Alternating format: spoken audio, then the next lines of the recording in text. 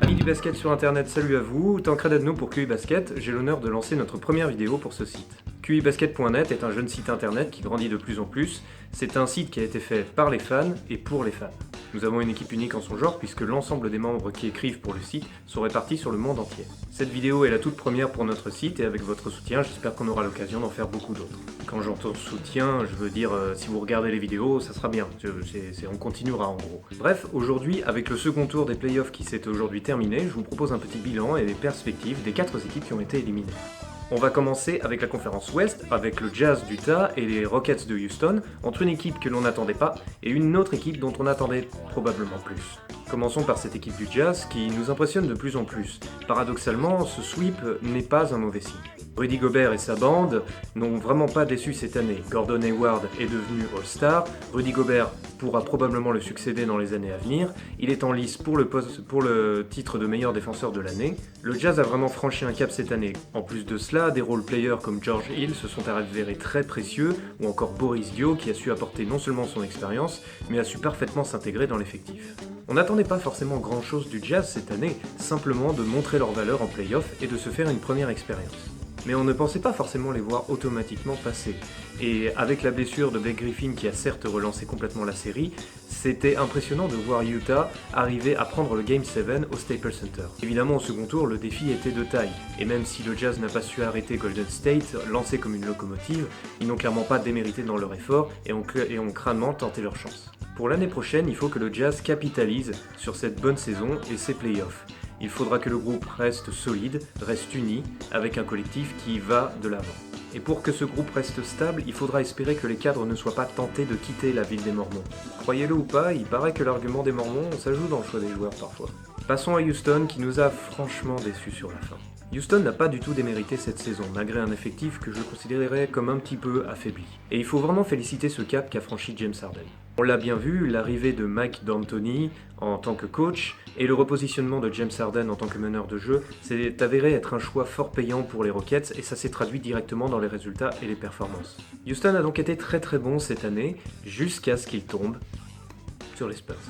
Cette vidéo est par ailleurs dédicacée à toi qui un jour sur Twitter a déclaré que les Spurs n'étaient qu'une équipe de saison régulière. Non mais c'est vrai qu'une équipe qui finit une saison sur 4 pendant 20 ans, soit en finale, soit avec un titre, ça court les rues en ce moment. Mon garçon, je serais très ravi de t'inviter un jour dans un bar à boire un verre avec moi et j'amènerai tous mes copains qui te montreront du doigt en hurlant pendant une heure. Mais revenons à notre sujet, James Harden. J'ai été très déçu par le comportement de James Harden une nouvelle fois. Alors que lorsque Westbrook était annoncé comme favori pour le trophée de MVP, il avait l'air déterminé à prouver à tout le monde que c'était bien lui, le vrai MVP. Harden semblait alors déterminé, et ça faisait plaisir à voir. Et le premier tour lui a donné raison. Ensuite, au second tour, ils sont tombés sur les Spurs. Et après le premier match, c'était clair, la détermination semblait intacte. C'est après que c'est devenu un peu plus compliqué. Malgré la perte de Tony Parker et malgré l'absence de Kawhi Leonard pour le match 6, les Rockets se sont complètement effondrés. Non seulement James Harden est devenu brouillon, mais en plus on avait l'impression de revoir les défauts de l'année passée, et ça en devenait agaçant. Au final, c'est un peu un gâchis, mais il faut rester optimiste pour la suite. Évidemment, l'objectif, ça va être de mieux entourer James Harden, que ça soit à l'intérieur ou à l'aile, laisser les joueurs progresser et espérer que le groupe sera un peu plus soudé et expérimenté l'an prochain. Mais il y a un autre problème à Houston. Comme vous le voyez, je suis un petit peu fan des Knicks, et vous vous douterez bien que j'ai une certaine idée arrêtée sur le coaching de Mike D'Antoni. Quand je vous dis une certaine idée, c'est une idée tranchée, vous voyez, c'est un peu pas objectif, je le déteste. Bon, faut savoir rester objectif, en fait. Ce qui me gêne dans le système Mike D'Antoni, c'est que ce coach ne sort jamais de son registre. C'est axé sur l'attaque, c'est du run and gun, très peu de défense et des rotations très courtes. Ce qui veut dire que ça attaque vite, ça score vite, mais ça laisse scorer et surtout les joueurs sont cramés trop rapidement. Pendant la saison régulière, ça n'avait pas l'air de se voir, et au fur et à mesure que ça avançait dans les playoffs, les rotations diminuaient de plus en plus, au point où on avait l'impression qu'il ne voulait jouer qu'avec 5 joueurs. C'est ridicule. Je comprends les principes du système Mike D'Antoni, mais à aucun moment il n'a réussi à gagner le titre avec, et à aucun moment il n'a souhaité se remettre en cause. Que cela soit aux Knicks, aux Lakers et aujourd'hui aux Rockets. Même si cette année est une bonne année, on a encore vu les limites du système Mike D'Antoni en playoff. Et je reste persuadé, en dépit de tout ce qu'il a pu faire de bon pour cette équipe, que lorsque la défense fait défaut, on ne peut pas espérer aller au bout en playoff. Donc par pitié Mike, pour une fois dans ta vie, change un peu ton registre. Donc clairement une très bonne saison pour Houston qui ne se termine pas aussi bien qu'il ne l'espérait. Houston a toutes les armes pour aller plus loin, mais clairement il va falloir se remettre en cause sur certains faits, il va falloir que James Harden assume un peu plus ses choix, et surtout il va falloir créer quelque chose de plus que le système Mike D'Antoni. C'est la seule raison qui permettra aux Rockets de passer un nouveau cap et pourquoi pas d'espérer aller encore plus loin, d'espérer aller en finale de conférence, pourquoi pas même en NBA Finals dans les années à venir et devenir ainsi les héritiers du Dream. Passons à la conférence Est avec tout d'abord Washington. Il n'a pas manqué grand chose à Washington pour passer et franchement, on était sûr que cette série allait avoir un niveau de jeu très élevé. Je pense que vraiment cette série-là nous a permis de voir encore une fois le grand talent qu'est John Wall. Cette série a aussi révélé le fait qu'il manque un tout petit truc à Washington pour aller encore plus loin. Le souci, c'est que Washington se révèle enfin à la hauteur des attentes. J'ai envie de dire enfin, parce qu'après une très bonne saison 2015, les Wizards avaient complètement replongé. Et là aujourd'hui, on les retrouve au premier plan. Parce qu'il faut le dire, cette équipe a su se remettre en cause. Un nouvel entraîneur, John Wall qui s'est ressaisi, un groupe qui a su se dire les choses, et un banc qui était considéré comme très mauvais qui est devenu très très bon. Au final, Washington repart avec une très bonne expérience, des espoirs pour l'avenir, la dent d'Isaiah Thomas, et un John Wall plus fort que jamais. Là encore, ça va être la bataille pour avoir un renfort décisif qui permettra à Washington d'aller encore plus loin. Le mieux, ce serait de mettre la dent d'Isaiah Thomas sous le lit et d'espérer que la petite souris leur apportera quelqu'un. Ensuite, passons aux Raptors. Bon, vous vous doutez que j'ai pas envie d'être tendre avec les Raptors et vous l'avez vu sur QI Basket ces derniers jours, on ne l'a pas été. Que peut-on dire des Raptors, de ces fabuleux Raptors? Toronto, c'est ce qui illustre parfaitement ce que je reproche à la conférence Est depuis plusieurs années maintenant. Alors oui, vous me voyez venir, je parlais de la concurrence dans la conférence Est, oui. Mais je vous arrête tout de suite, LeBron est le meilleur, les Cavs sont les meilleurs. Ils ne volent aucune de leurs victoires. S'ils en sont à 8 victoires et 0 défaites, s'ils dominent les playoffs de A à Z, c'est tout simplement parce que ce sont les meilleurs. Et plus que jamais, je les vois champions à la fin de cette année.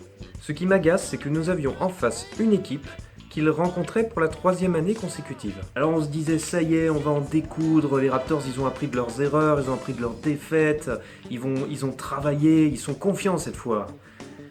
Eh ben non. Oui, parce qu'au final, rien du tout. 2 fessées, et 2 fessées, 4 branlés.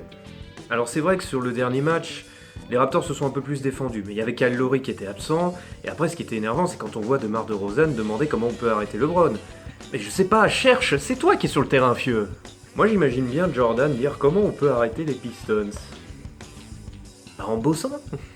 Ce genre de choses, c'est vraiment ce qui distingue la mentalité d'un très bon joueur de NBA et d'un champion NBA. Non, parce que là, au Leclerc d'à côté de chez moi, ils vendent de la viande de Raptor quand même. Ils les ont tellement hachés. Et toujours ce qui m'agace, c'est ce que j'ai dit. Les Raptors savaient où étaient leurs défauts, ils savaient où est-ce qu'ils avaient buté, et ils savaient qui ils allaient en voir en face. Lorsqu'ils ont recruté Ibaka, j'ai vu un bon signe au départ. Après, son impact sur le jeu ne semblait pas assez clair, mais ça restait un bon atout pour les playoffs. Et en plus, Toronto savait très certainement que Cleveland allait se trouver sur leur chemin d'une manière ou d'une autre. Ils avaient tout le temps pour s'ajuster. Et ils se sont ajustés. Mais pendant les matchs!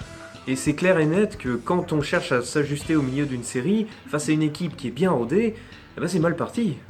En plus, on le voyait un peu face aux Bucks qui allaient avoir des difficultés encore une fois dans ces playoffs. On avait bon espoir que Toronto se dise cette fois-ci on ne va pas se rater en playoffs et on va continuer à avoir un bon niveau de jeu.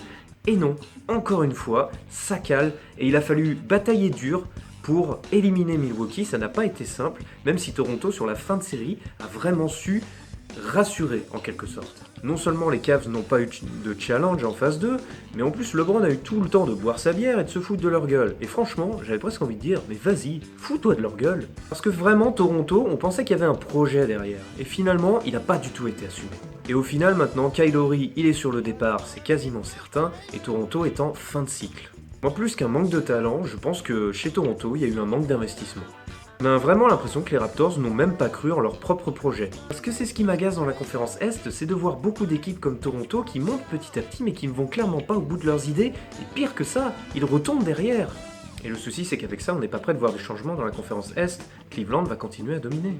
Imaginez-vous que depuis 2010, hormis les équipes pour lesquelles a joué LeBron qui se sont construites de manière instantanée avec une réunion de stars immédiate et l'assemblage avec des role-players de qualité, personne n'a créé un projet sur 3-4 ans pour gagner le titre. Personne. Quand je dis personne, c'est vraiment zéro. Que des challengers. Des bons challengers, des très bons. Mais des challengers, pas des équipes qui veulent gagner le titre. Et vous l'aurez remarqué, c'est un discours qui se propage de plus en plus dans le monde du journalisme autour du basket. On en parle de plus en plus. Alors oui, vous allez me dire, il y a eu les Celtics, il y a eu les Pacers, ça c'est vrai. Mais là, c'était des challengers qui étaient taillés effectivement pour le titre, mais au début des années 2010. On est en 2017. C'est vrai que Boston et Indiana ont clairement eu l'occasion de battre LeBron quand il était au 8. Et il s'en est fallu peu. Mais le problème c'est que derrière, ils n'ont pas réussi à refranchir ce cap. Au contraire, ils se sont effondrés. Boston a réussi à remonter la pente, mais est encore en acquisition d'expérience, tandis qu'Indiana était clairement en fin de cycle aujourd'hui. Et après Boston et Indiana, on pouvait penser à Toronto, à Washington, à Atlanta, même à Chicago. Ils semblaient avoir un vrai projet à partir de la saison 2014-2015, ces équipes. Mais elles sont jamais allées au bout. Et ces équipes, pire que ça, ont fait un genre de yo-yo dans le classement, notamment cette année, et ça c'est incompréhensible. Et vraiment, un des points d'orgue, c'était la trade deadline cette année. À la trade deadline, Cleveland s'est clairement renforcé. C'est-à-dire une équipe qui est déjà championne, qui est déjà très très forte, déjà très unie, même avec les difficultés, ils sont quand même premiers, et ils continuent à se renforcer. Et puis autour, voilà, on se croise les doigts, c'est pas ce qui se passe. Et au bout d'un moment, surtout quand il y avait des rumeurs très fortes et un Paul George qui était clairement disponible, ça devient gênant de voir personne ne se bouger. Et même là encore, on se dit que Kyle Lowry pourrait partir très probablement à l'ouest, c'est-à-dire un talent en moins à l'est. Même Paul George, dont les rumeurs les plus crédibles, reste autour des Lakers. Donc au final, on se dit, qu'est-ce que vous foutez les gars? Pour faire une petite analogie, je sais pas si certains aiment le foot parmi vous, mais est-ce que vous vous souvenez des 7 années où Lyon a été champion de France? Au bout de quelques années, les équipes qui affrontaient Lyon faisaient jouer les remplaçants, c'est-à-dire, il n'y avait même pas une envie de battre Lyon. Finalement, la saison était terminée avant même d'avoir commencé. Et ça, franchement, pour moi, c'est s'asseoir sur le concept de compétition. Face à l'émergence des talents, je pense malgré tout que la conférence Est pourra être beaucoup plus intéressante dans les années à venir. Et je l'espère dès la saison prochaine. Voilà, c'était le bilan des 4 équipes de la conférence Est qui ont été malheureusement éliminées pour cette année. Je voudrais faire une petite conclusion sur Rudy Gobert. Donc Rudy Gobert ne sera pas à l'Eurobasket, qui est une compétition qui devient de plus en plus intéressante, je trouve. Moi j'ai envie de dire, Rudy, je t'aime beaucoup, et je comprends tout à fait les raisons qui te poussent à prendre une telle décision. Maintenant, je suis un petit peu énervé parce que mon billet pour la Finlande, il m'a coûté cher, et la place aussi. Je ne te cache pas, Rudy, que je t'enverrai un petit smiley négatif sur mon Twitter. J'ai pas du tout l'intention de m'acharner sur Rudy Gobert, qui est un des meilleurs pivots de la ligue et qui est le futur de la NBA. Je veux juste dire que ces défections, c'est quelque chose qui caractérise fortement l'équipe de France. Alors on l'a compris, le fait qu'il n'y ait aucun enjeu de qualification, que ce soit pour la Coupe du Monde de basket ou pour les Jeux Olympiques, évidemment, ça motive moins les joueurs à venir. Mais moi, j'ai du mal à le comprendre quand je vois que l'Espagne annonce qu'ils veulent être au complet, que Porzingis ou Antetokounmpo ont déclaré qu'ils en feraient partie. Et c'est ça qui est un peu décevant, c'est qu'à chaque compétition, c'est la foire à la défection. Parfois, on a l'impression qu'il faut croiser les doigts pour espérer avoir un groupe au complet. Alors il y a le fait que les autres équipes soient au complet qui est frustrant, mais il y a autre chose, c'est que cette équipe de France, quand elle est au complet, mais c'est la meilleure équipe d'Europe. C'est la meilleure équipe de France de tous les temps. Et c'est un énorme pilier du basket mondial. Bon, après, avec le processus de sélection Team France, ça va permettre de découvrir de nouveaux talents. Ça a notamment été le cas à l'Eurobasket 2013. Mais ce rechignement permanent qu'on retrouve tous les 1 ou 2 ans, ça devient un peu gênant parfois. Et je me demande si les joueurs s'aperçoivent de la frustration que ça peut susciter chez certains fans. Bon, après, nous gardons un groupe très très fort, quoi qu'il en soit, et nous aurons une grande équipe de France à l'Eurobasket, je l'espère. Mais mine de rien, on passe à côté d'un 5 de départ Thomas Hurtel, Nando De Colo, Nicolas Batum, Boris Dio, Rudy Gobert, avec Geoffrey Lauvergne, Antoine Dio, Evan Fournier et Mam Jeitet. Rien que ça. Et encore, je parle pas des nouveaux talents qui émergent. Donc encore une fois, nous aurons une équipe un petit peu incomplète, qui ne sera pas forcément celle qu'on aurait aimé voir, mais ça reste un excellent groupe, et je serai très content d'aller les voir en Finlande au mois de septembre prochain pour affronter la Grèce. Voilà, c'était notre premier QI Report pour QIBasket.net. N'hésitez pas à nous suivre sur Twitter, Instagram et Facebook et à visiter notre site QIBasket.net. N'oubliez pas que QI Basket est un site fait par les fans et pour les fans, et si vous avez envie de contribuer, libre à vous de le faire.